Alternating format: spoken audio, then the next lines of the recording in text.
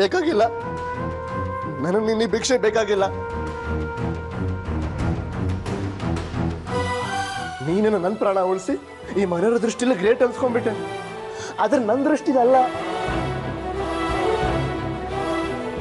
ನನ್ಗೆ ನಿನ್ ಮೇಲೆ ಕೋಪ ಬರ್ತಿದೆ.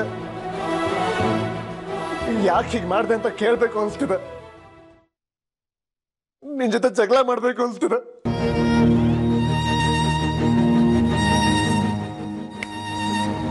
ಪ್ಲೀಸ್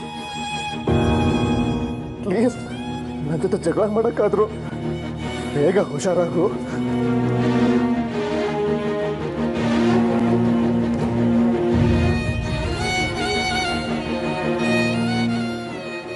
ಚಾನು, ಹುಷಾರಾಗ್ತೀಯ ಅಲ್ವಾ?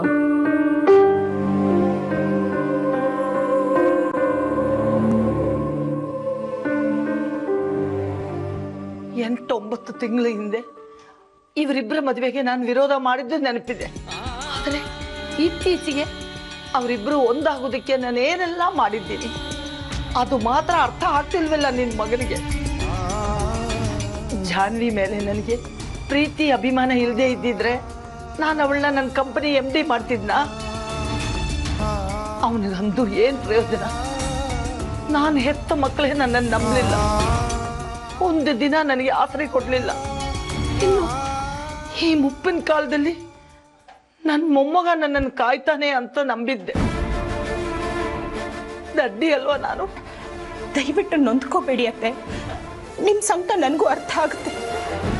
ಆದ್ರೆ ಒಂದು ನಿಮಿಷ ಶ್ರೀ ಜಾಗದಲ್ಲಿ ನಿಂತು ಯೋಚನೆ ಮಾಡಿ ನೋಡಿ. ಅವ್ನು ಮಾತಾಡಿರೋದ್ರಲ್ಲಿ ತಪ್ಪು ಕಾಣಲ್ಲ ನಿಮ್ಗೆ? ನನಗೆ ಸಮಾಧಾನ ಮಾಡಕ್ಕೆ ಮಗನ ಪರ ವಹಿಸ್ಕೊಂಡು ಮತ್ತೆ ಮತ್ತೆ ಬರಬೇಡ ನೀನು. ಮಗನ ಪರ ವಹಿಸ್ಕೊಂಡು ಮಾತಾಡ್ತಿಲ್ಲ ಅತ್ತೆ, ಅರ್ಥ ಮಾಡ್ಕೊಳ್ಳಿ. ಜಾನ್ವಿನ ಪ್ರೀತಿ ಮದ್ವೆ ಆದ ಅವನು, ಆದ್ರೆ ಅವಳ ಜೊತೆ ಇರೋದಕ್ಕಿಂತ ದೂರ ಇದ್ದಿದ್ದೆ ಜಾಸ್ತಿ. ಈಗ ಹತ್ರ ಆಗೋ ಸಮಯ ಬಂದಿದೆ ಅಂತ ಅನ್ಕೊಂಡ್ರೆ ಜಾನ್ವಿ ಹೀಗಾಗಿದೆ. ಡಾಕ್ಟರ್ ಬೇರೆ ಜಾನ್ವಿ ಕಂಡೀಷನ್ ನೋಡಿ ಏನು ಹೇಳಕ್ಕಾಗ್ತಿಲ್ಲ, ನಾಳೆ ಬರ್ಕೊ ಅಂತ ಹೇಳ್ತಾ ಇದ್ದಾರೆ. ಹೆದರ್ ಬಿಟ್ಟಿದ್ದಾನಂತೆ ಅವನು. ಆ ಹೆದರಿಕೆಯಲ್ಲಿ ಏನನ್ನು ಮಾತಾಡಿದಾನೆ, ಅರ್ಥ ಮಾಡ್ಕೊಳ್ಳಿ.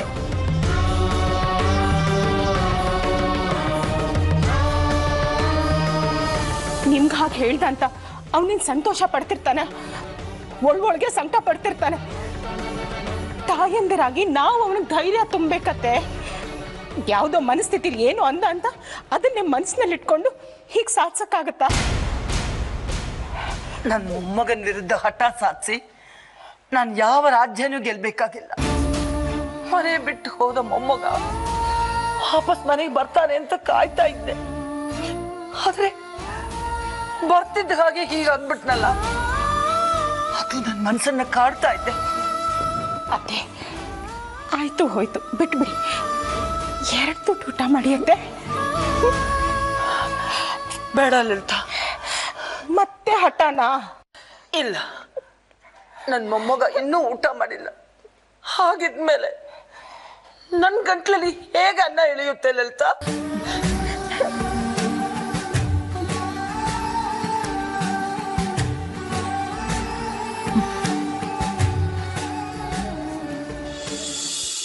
ಚಾನು, ಚಾನು,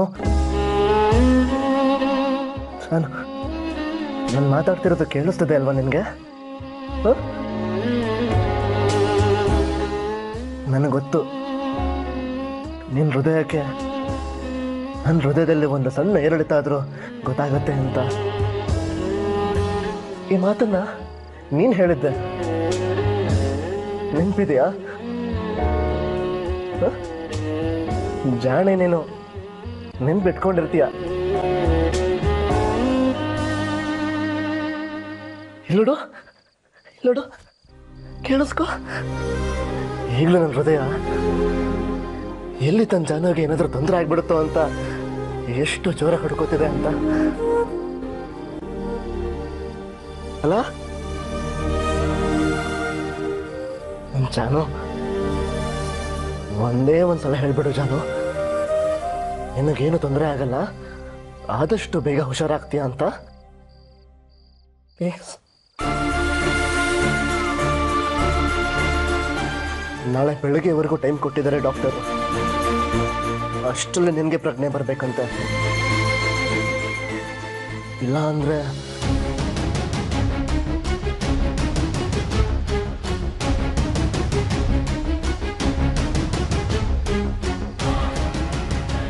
ಒಂದೇ ಒಂದ್ಸಲ ಕಣ್ಬಿಟ್ಟು ನನ್ನ ನೋಡು ಜಾನು.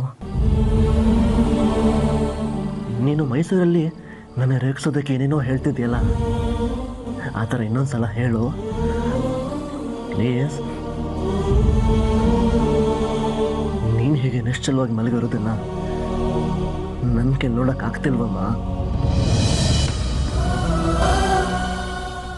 ದಯವಿಟ್ಟು ಬಾಯಿ ತುಂಬ ನನ್ನ ಶ್ರೀ ಅಂತ ಕರಿ.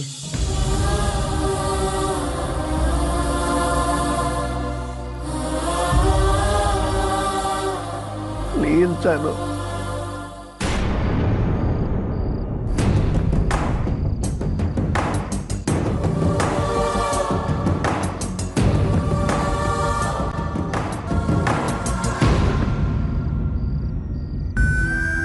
ಜಾನು, ಎದಳು ಜಾನು, ಎದಳು ಜಾನು. ಜಾನು, ನಿನಗೆ ಆಕ್ಸಿಡೆಂಟ್ ಆಗಿದ್ದು, ನಿಂಗೆ ಹೀಗಾಗಿರೋದು ಎಲ್ಲ ಸುಳ್ಳು.